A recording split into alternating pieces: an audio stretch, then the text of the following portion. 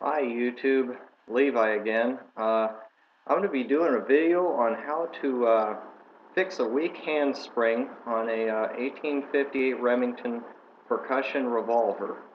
Now I literally just got a revolver like about a half an hour ago in the mail.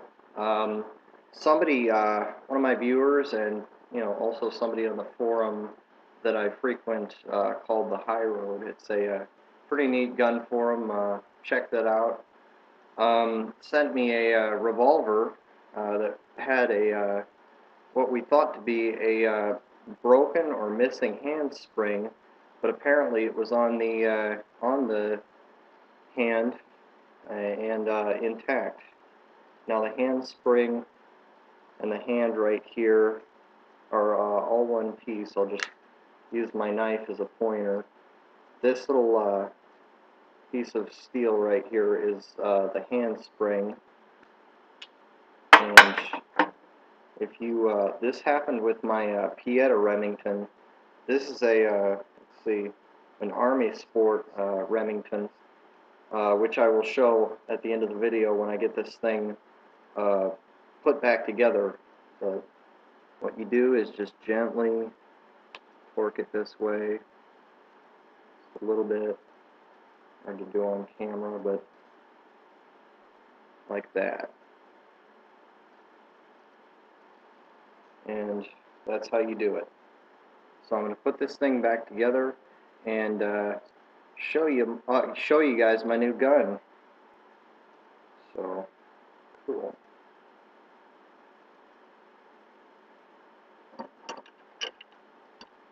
Oh, should probably do an assembly video. That would be kind of interesting. So you got your frame and everything. Right here is the brass frame revolver, but it's plated with nickel. So you put your hammer in through the top, take your handspring facing this way, like that, line up the hole, get the screw that holds the hand to the hammer. Just using a multi-tool here. This is a Leatherman. I think it might be Army surplus. I don't know. My aunt gave it to me a couple years ago. I just love the thing. So screw in, not too tight. Use the hammer back up and in place. Then get your hammer screw.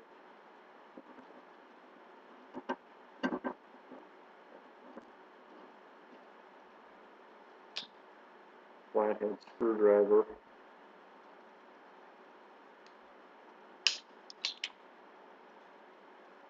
And tighten it. Not too tight. No, I should be using some special screwdriver for this, but this screwdriver fits great, so no complaints here. Flip the gun like this. Get your hand, or sorry, not hand, cylinder stops. This would be what stops the cylinder from just rotating when the gun is cocked. This thing here. Just push that in. Maybe I should have put a little bit of oil on there. Line it up with the hole while the hammer is in half-cock position. Like that. Or about half-cock. Get your trigger right here. Slide it in. Line it up with the hole.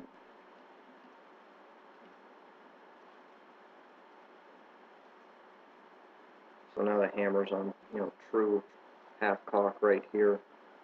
Couldn't be on half-cock without the trigger. I just kind of guesstimate. Get my other work. So you thread it into the hole. And make sure the holes are lined up.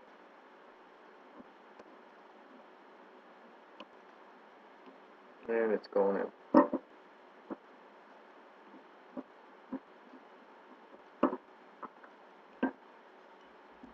Like that. Now, what you do is, I should probably put the cylinder pins in. You get your trigger spring, and this is just a little flat steel spring, and then place it so that it contacts the trigger and the cylinder hand. Let me just get that in frame. Like that. I don't know if you can see that well, but hope so. Get the screw for that. I've disassembled my New Model Army so many times. I know these guns in and out. So, and you just torque that in there, or not to strip the threads, just tighten it. Tighten it. Trigger's now got a spring. So does the cylinder stop. Now get your trigger guard right here. Put it right in. Where did I put that? Okay. Get the screw for it. Hold on. So you get the screw for the trigger guard. Tighten it down.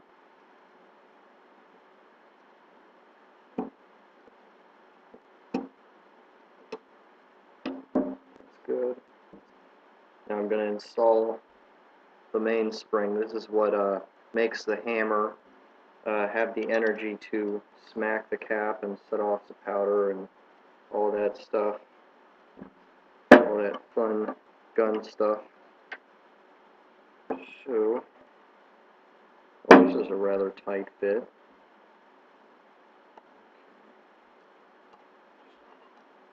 Okay, I'll just edit this out when I get it in. Okay, so I just got the mainspring in there. It was being kind of stubborn there. It's sticking out a little bit, so I better push it back in. That's better. Now get your the spring for your revolver that maintains the tension on the mainspring. Insert it. I'm not even. Close this. Making this video kind of impromptu, but just tighten that until it is in place. There. Perfect. And of course, if you're having misfires, you can try tightening this. And of course, we'll put on the grips, and that just goes on there like that.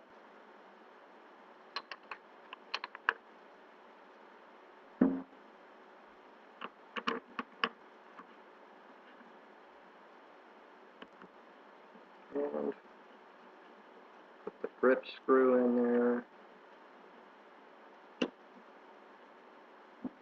Very nice. So that's pretty much assembled. I have to put the cylinder in. What you do is you drop the loading lever, pull out the base pin, push this forward far enough, like that. Pull back the hammer, from the other side, of course. And then, trying to get this in frame, I have to like that. Slide the base pin in, close it. There you go. You got a gun. So now we have our completely assembled pistol. Looks great. The action works. As you can see, the cylinder now rotates I checked the timing on this right after I filmed the assembly of this firearm, so you know the timing is great. Loading lever looks nice with the engraving.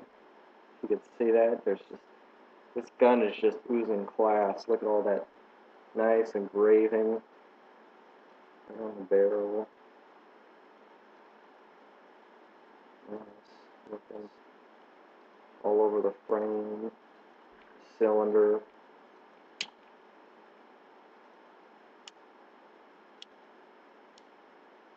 Very nice looking gun. On the top strap, right there.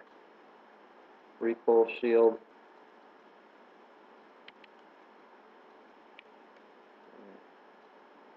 There. Hammer. I mean, the engraving is just spectacular. Look at that. Right on the back strap.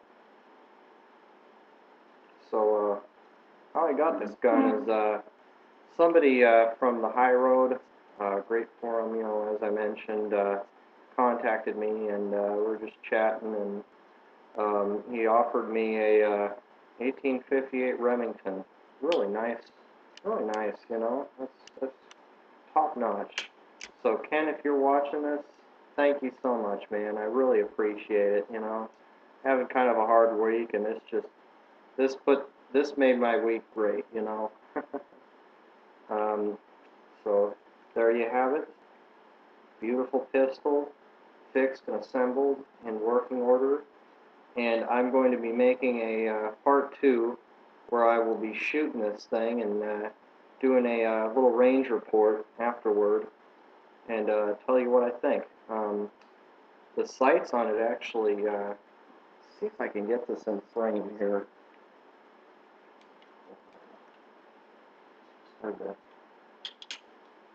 So, if you can see this, the sights are just like most other Remington New Model Army handguns, with the exception of the target version. Damn it, I can't even get this centered, but you can see, good sight picture. For some reason, it points and balances better than my Pieta Remington. So it's a brass frame, plated in nickel, and it just looks utterly classy. Anyway, thank you for watching this little instructional and you know, kind of mini review at the end video. You know, take care and you know, shoot safe. Bye.